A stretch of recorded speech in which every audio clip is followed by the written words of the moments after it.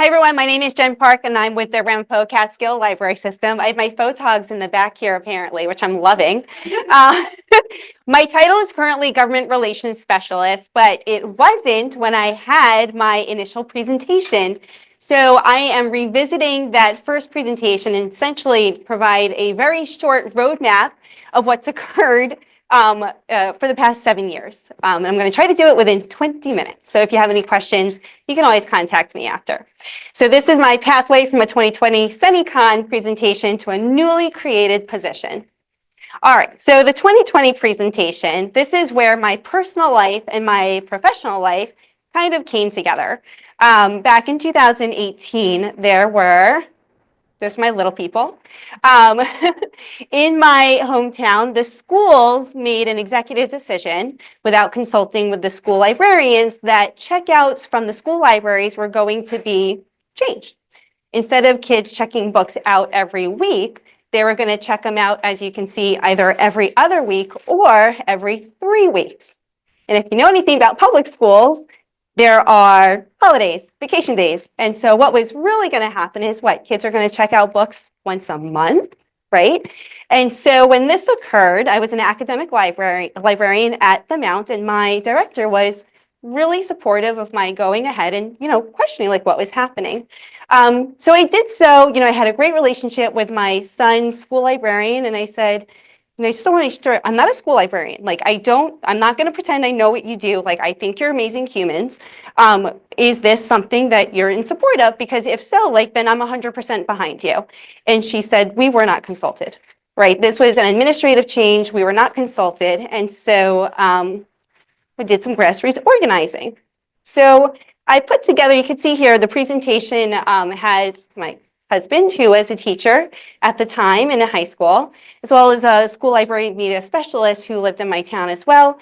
We came together and we formed a group of parents who were really concerned about what this meant for literacy standards, reasoning why the schools were moving this direction, was the intention in 5-10 years to get rid of school libraries, what was going to be happening.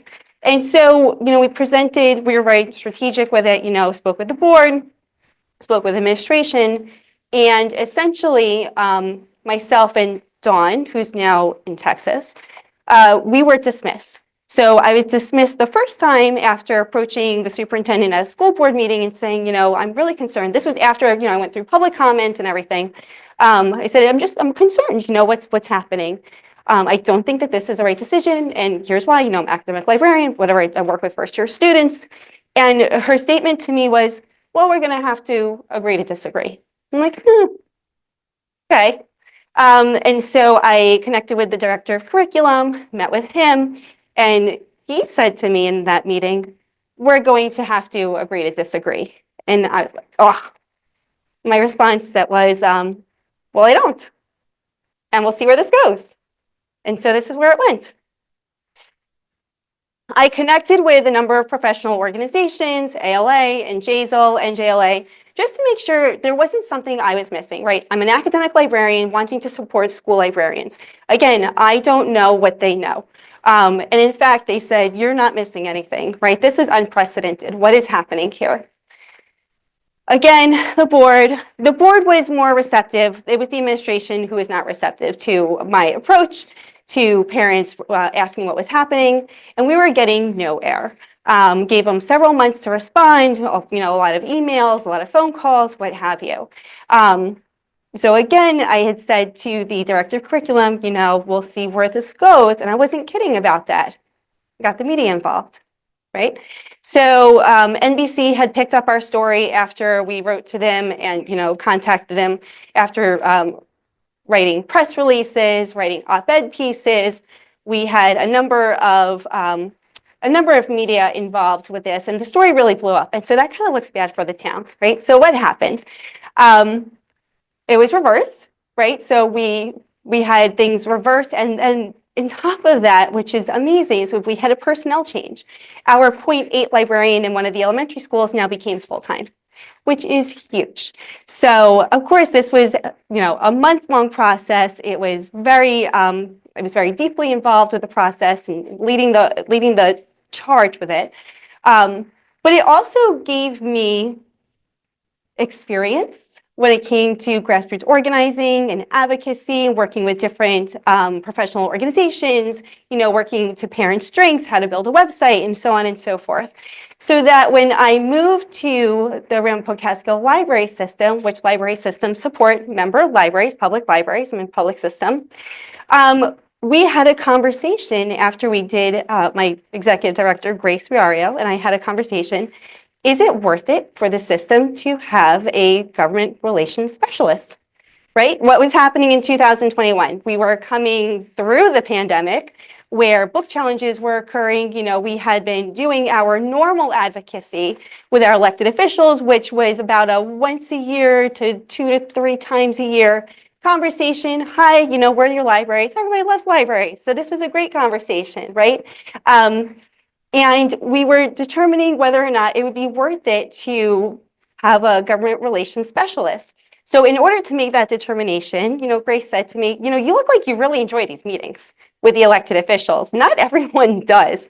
I was like, I have spoken about libraries so much, right? Just with my organizing of parents and at the board meetings. I'm like, I'm very comfortable with it. I'm very passionate about it.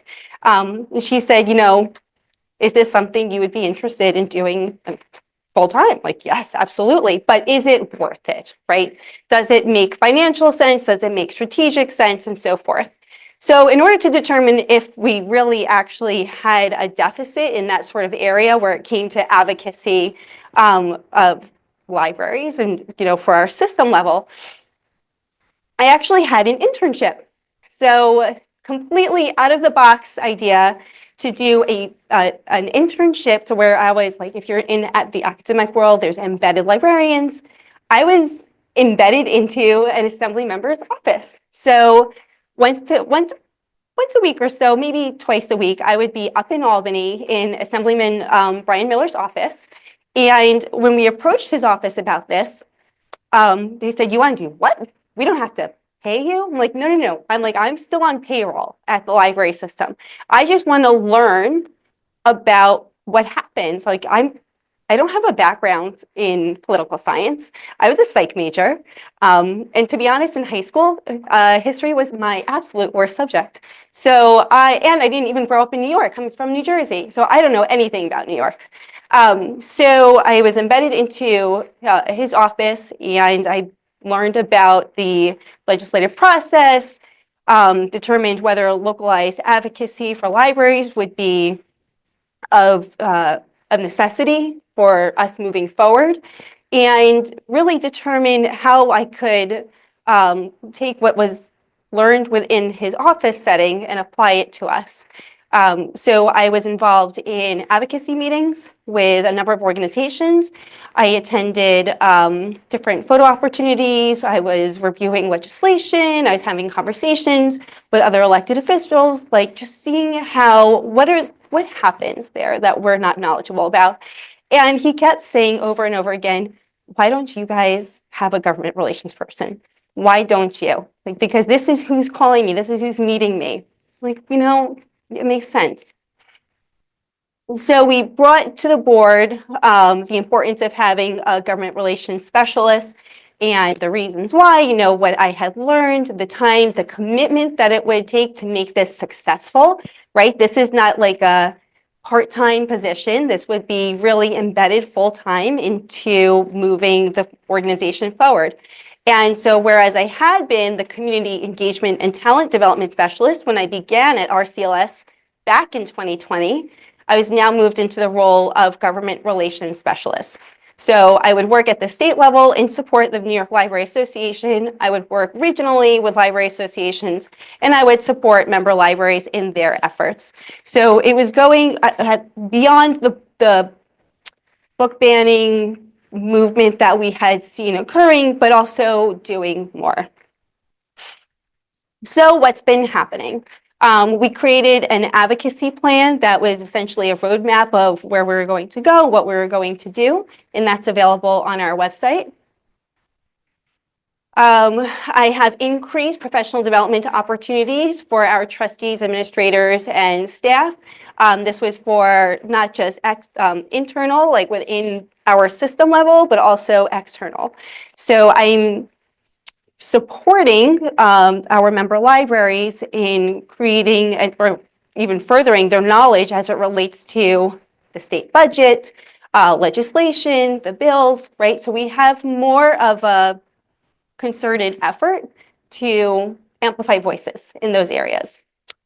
I consult with boards and directors, staff pertaining to government relations and advocacy matters. As you can imagine, I've been very busy past couple of months. And then I have like an evaluation of staff presentations to ensure that what we are doing is meeting the needs of our member libraries, right? So for example, we have, there's something called discretionary funding that our assembly members and our senators receive every year. How do libraries get that discretionary funding, right? You have to apply for it, but how do you apply for it? What are the words that you use? When do you apply for it?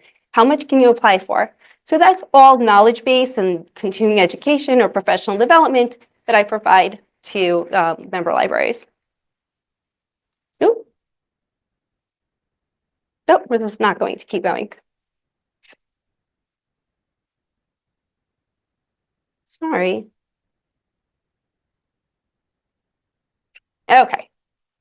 Then what I've really been doing with this position is developing project-specific partnerships. And that's where we've really seen growth with our relationship building being more visible. Just working with our different assembly members and senators. So this is just from the past couple of years. You can see that it's a fairly large list here. Is it science programs that one of our assembly members wants to do for the libraries? Is it a road trip that they want to support that Joanna is heading up? Is it the Digital Navigators program that they want to fund that works with Southeastern RCLS and Mid-Hudson Library System? Is there a winter coat drive that they want to host? Baby bundles were created with Assembly Member Brabennick. They provide money towards translation devices that are now within our member libraries. So essentially what I did after being involved with or embedded into the Assemblyman's office was like, well, they have priorities too, right? And the great thing about libraries is we do everything. We do everything, or we can do everything.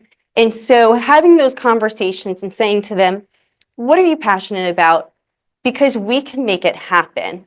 That has really been of great value to us. So you can see just some of the things that they have done, that they have sponsored. And let's go next level, right? What else have we been doing? We've been working with the Banned Book Symposium, which happens every other year.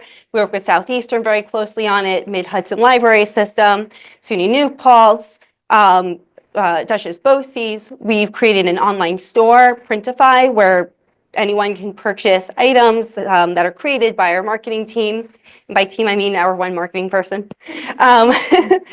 You know, when there's the opportunity for media interviews, we always say yes, we're not going to say no.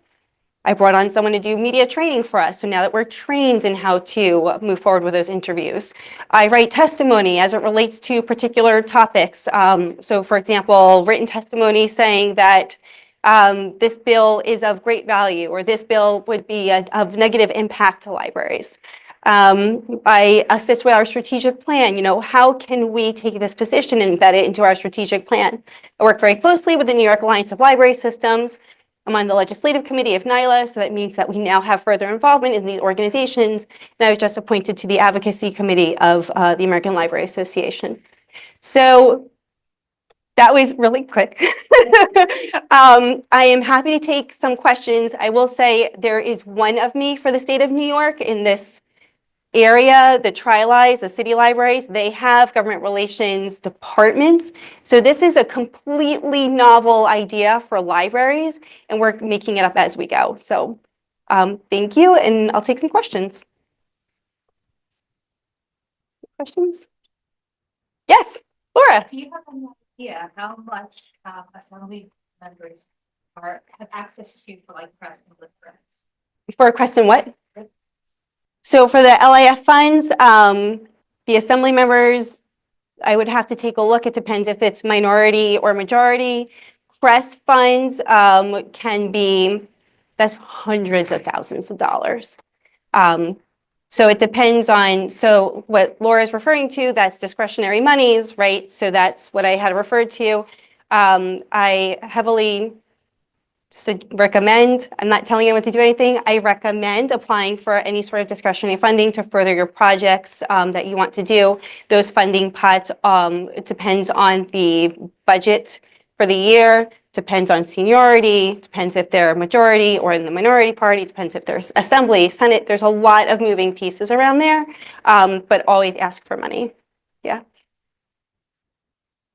Yes. Would you recommend writing letters or, trying to set up meetings as like the best way to get your foot in the door? For money or just in general? Yeah, so there has to be relationship building that occurs, right? That's one of the most important things I learned throughout this whole process. You don't want to just cold call and say, hey, we need money for XYZ, right? You need to build that relationship. How do you build that relationship? You ask to have an in-person meeting, not a Zoom meeting, not a phone meeting. You need to be there in person. You can invite them out to your site, or you can go to their office, whichever one works for you. I prefer a site visit just because they get to see what your space looks like. From there, when they're at the site, you can actually show them, what it is that you would like to do, what your plans are, and so on and so forth.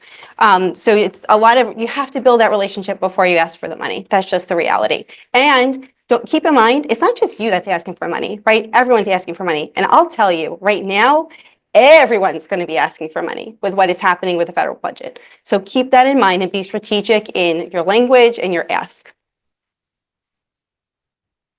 And I'm happy to consult. So, all right, thank you.